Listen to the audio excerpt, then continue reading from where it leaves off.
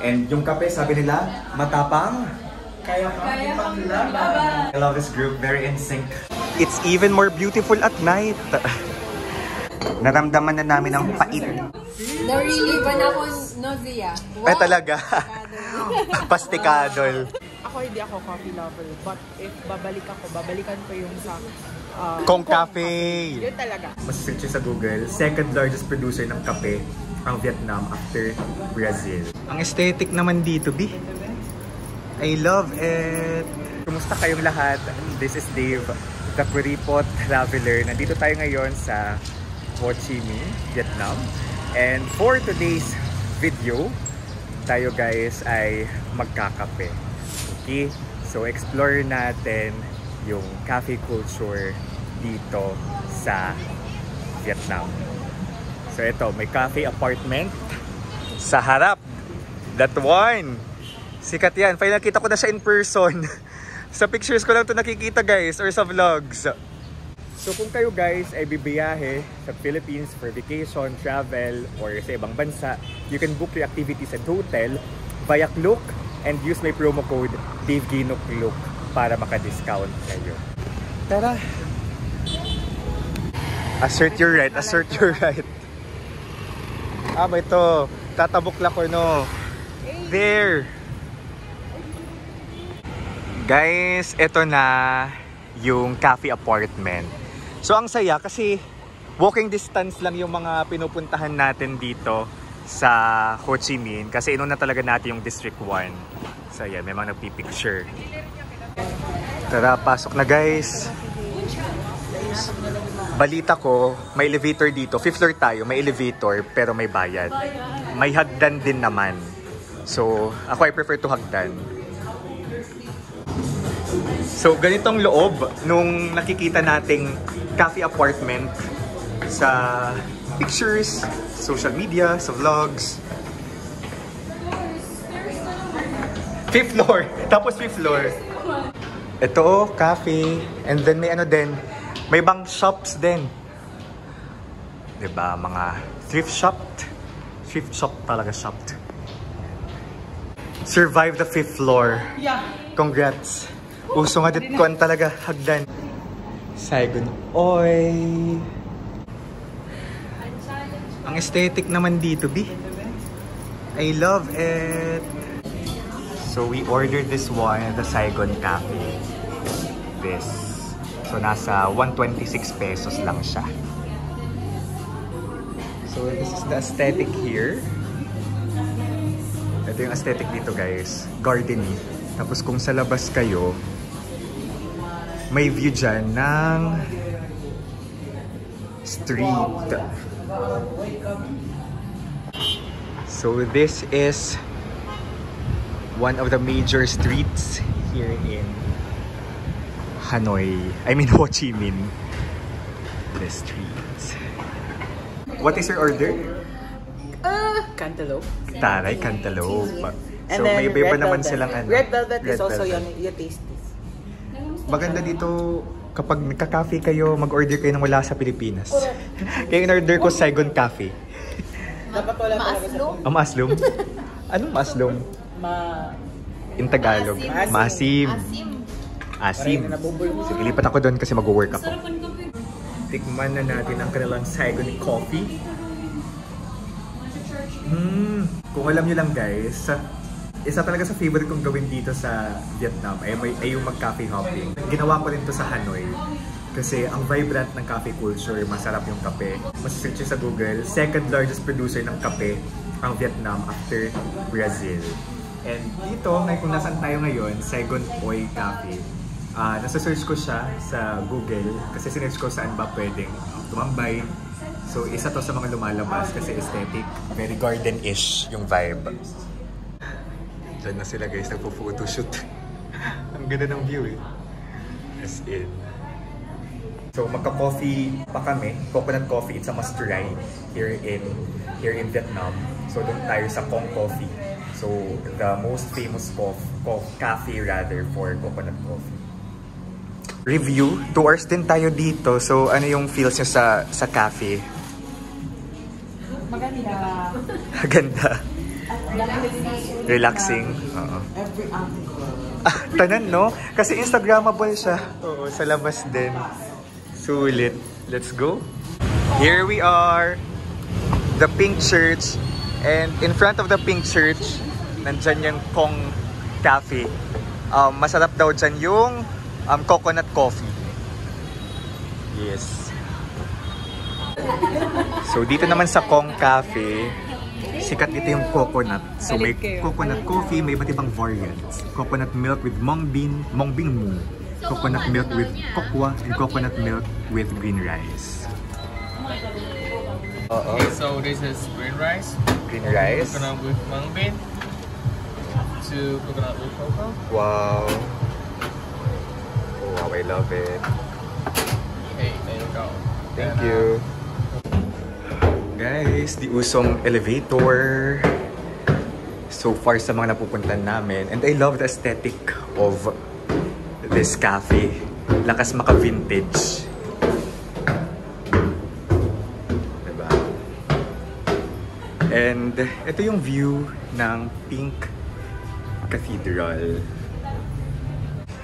Of course, for the aesthetic ang mga person, kanya-kanyang cellphone. Sige, naglalanay. Lalanay na. The best Wow! Narili ba na akong nausea? Wow. Ay talaga. Pastikadol. Anificascent oil can never. It's the coconut. It's the coconut na. It's the coconut that relieves your sickness. Sarap. Gusto ko, sabay-sabay kami kanina. Uy, ang sarap. I swear. Guys, wait lang. O, diba? Kunwari aesthetic. 147 pesos. Tas, grabe. I love the coconut. The taste of the coconut. Saray. Maging rich ka niya kung magbe-business ng mga sugadin. Wow. Iba-iba. Isasuggest ko ang ganda kuya pat shout out Mika. Nga, try ka mo egg coffee or something new. Coconut.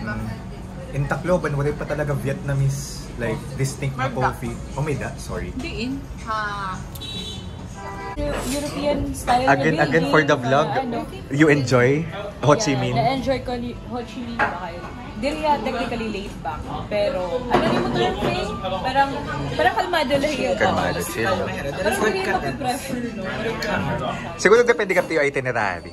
Kung paspasay ka mo. Kita kasi nakuanta, may lakat-lakat kita, tapos may kita. Depende sa itinerary. Pero general, the vibe of the city, although it's busy, there's still room for relaxation. Yeah. Kasi ang mga building talaga, may architecture talaga. The architecture. Kasi nag-enjoy niya. Diba? Architecture to eh. Architect ka, diba? Wow. Ano yung mga neo... Taray, classical. Oo, mga sulit. Emmy. Neo-classical. Naku, mag-enjoy ka Italy. May dako tita nga nakaupod nga to. Italy niya pinakamaupi among the European cities nga nakadtuan.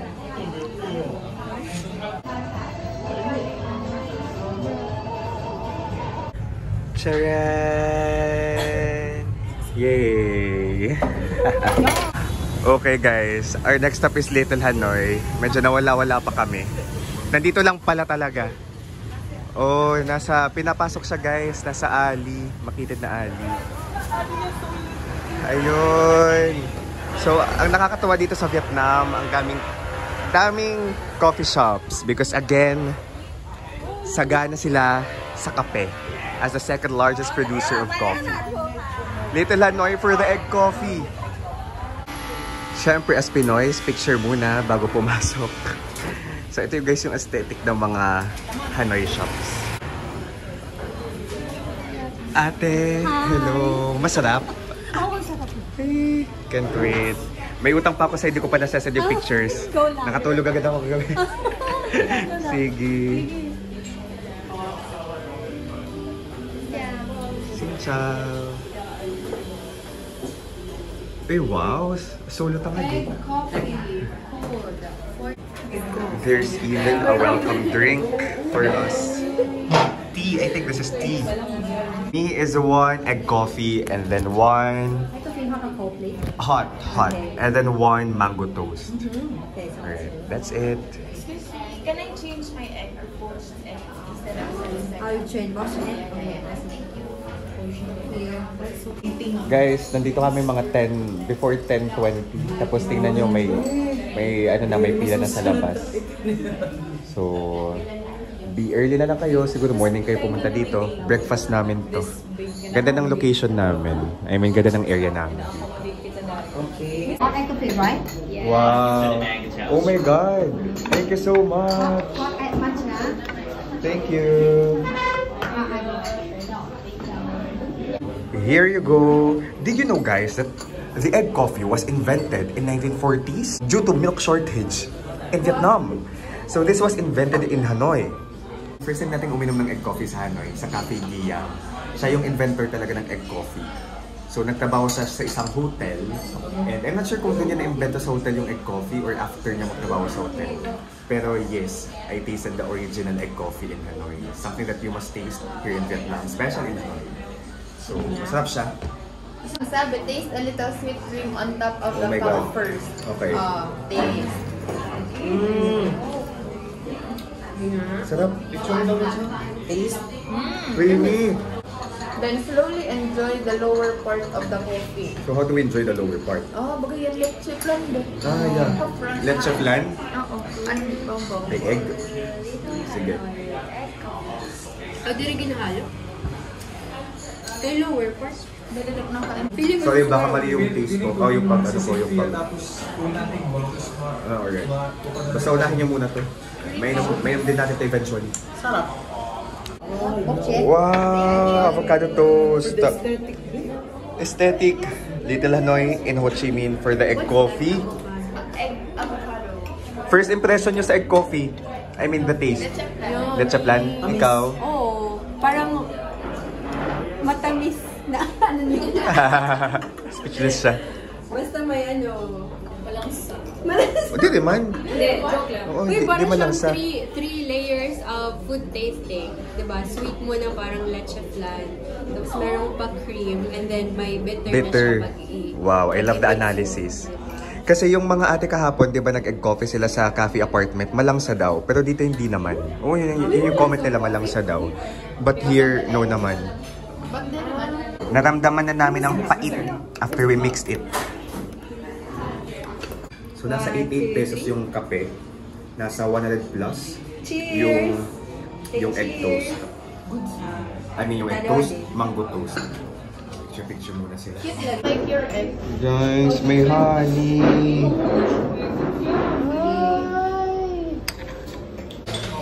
Tingnan nyo naman to, parang nirentahan. Sariling kwarto. 276.5, may kape na tayo. Hindi, mango toast. May mango toast pa tayo. So, compared sa Philippines, for sure, abot yun ng 300, yung mango toast. Dito okay na. Breakfast lang to, pero I think brunch na siya kasi nakakabusog. And yung kape, sabi nila, matapang. Kaya pang laban. Grabe. I love this group. Very in sync. Very in sync. Yung ating pag-iisip. Our last cafe, Mien Tao Mok Cafe. Guys, very Studio Ghibli ang kanyang vibe. Aesthetics-wise, perfect. 101 over 100 siya for me. 6 stars over 5 stars. Ang ganda. Marami kayong areas na pwedeng tambayan dito. Sulit yung bayad for the photo shoot. Tapos muna yung food dito. Ganda, may mga pamit. Kumusta naman ang kanilang drinks and food? Tunaw na. Kaya nag-picture muna. Tunaw na kasi nag-picture muna. Aesthetic shot lang ng ating in-order. Yogurt plus fruits. Ganda. Insights. Let's say, sa coffee talaga. If you're really, hindi ako coffee lover. But if babalikan ko yung sa Kong Cafe. Yun talaga. The coconut. Wala siyang question. Masarap talaga yung coffee doon. But if you're after sa aesthetic na background, or parang for Instagram talaga siya, dito kayo sa for this cafe. Mien Tao Mok.